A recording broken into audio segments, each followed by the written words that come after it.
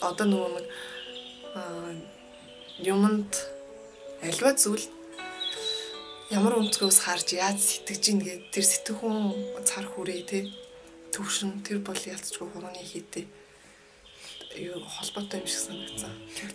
Нөгөө 10 хуруу нуулц хийдэ те хүмүүс гоцхонтой байдаг гэл эмчнэрт хийдэ штэ.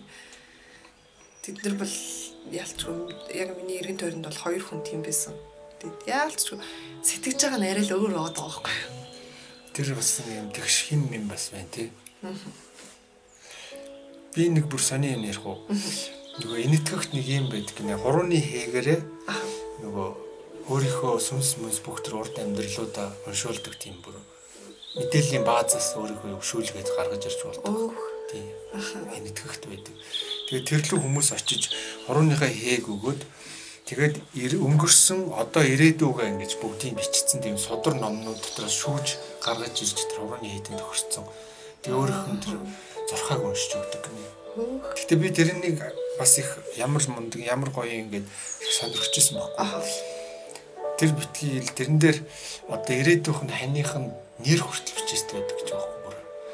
Тэгэнгүүт үгүй ямар сони наадах чинь юу сүг юм. Тэр судар нь хаашаа бүл бүтэн хүний түүхийг. Тэгээд тэр хүн төрлөختний 6-70 тэрбум хүний бүгднгийнх нь байж явах юм гинэ тий. Тэгээд сүүлдээ бас эргэлзэж эхэлсэн л дээ. Одоо би тэрийг итгэхгүй. Тэр бол өстой сони юм биш. Нэг хэсэг үе бол очиж үзүүлэхсэн гэж боддог. Тэгснэ одоо бол за арайчтэй тэрэн дээр очиж үзүүлээ л өө чиний дараа ирээдүйн хань одоо Сандра гэдэг хүн юм байна гэж гараад ирвэл яах. Би тэгээ Сандраг үгээд хүнтэйч танилцахгүй суухгүй байх юм ааш гэдэг үстэй. Тэр наад чинь кодлоод авах шүү байна. Кодлоод авсан чинь. Тэрнтэй адилхан одоо энэ зарим үзмэрчнэр маш тийм хамаагүй ярьдаг байхгүй. Бодлороо би бодлороо мундаг ярьд юм чинь гэл хүмүүс чи тийх юм байна, ингэх юм байна, ингэж болохгүй, энтэй сууж болно, энтэй битээ суугаар энэ ажлыг хийж болно болохгүй гэл тэгж мэдэмхэрдэг зүйл бол бас их хортой.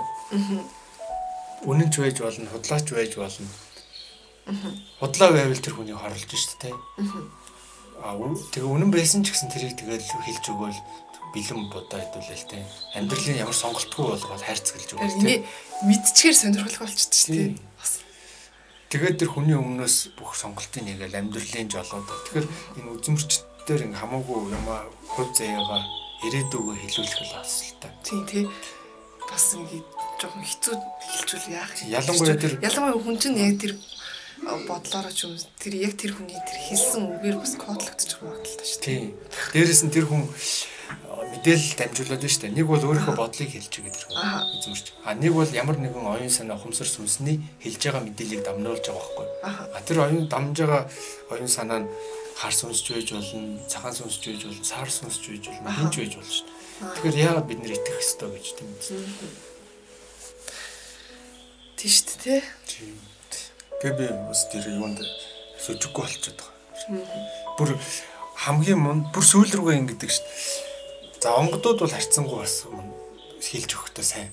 Яг бол тэд нар чинь оюун санаа сүнс учраас өөрснөө сүнсний ертөнцийн мэдээллээс татаад авчин. Дээрээс нь тэр асуугдж байгаа хүний онгод тэнгэртэй харилцаад би танаа хүүхдэд юу хэлж болох юм бэ гэдэг нөгөө өөрийнх нь онгодууд хэлээд өгчтэй байхгүй нөгөө онгодууд. Тэнгүүд нөгөө бууж байгаа онгод чинь зөвшөөрлийг аваад тэдний онгод өөрийнх нь онгодыг хэлсэн юмыг тэр хүнд хэлж өгдөг байхгүй. Тэр мэдвэрч хэлээд байгаа даа биш. Тэгэж хэлдэг. Тэгэхээр бас хэрвээ үнэхээр асуухаа өрөх юм бол тодорхой хэмжээнд онгодоос асуувал тэгээд яг муу биш сайн өндөр түвшний онгодоос асуувал бас нэлээд сайн дамжуулж хэлж өгөх магадaltaй.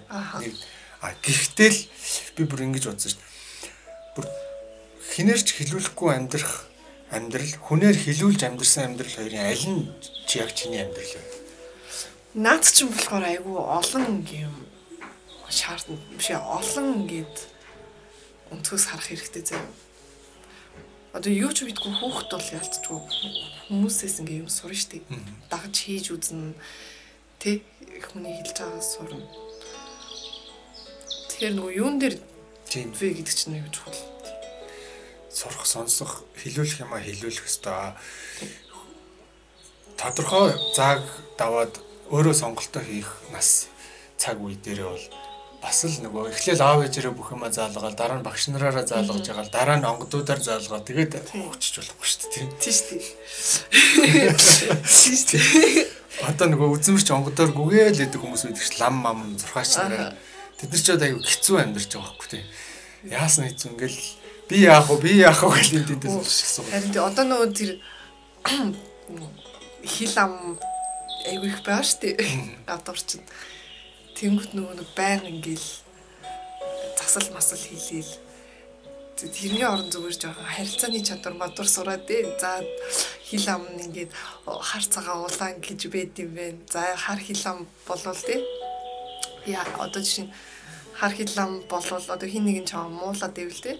Чимээгүй ингэ байж байгаа л тий. Чи ямар арчаагүй юм бэ гэвэл жоохон арчаатай үйлдэл харуулчихад л болно гэдэг тиймэрхүү тий.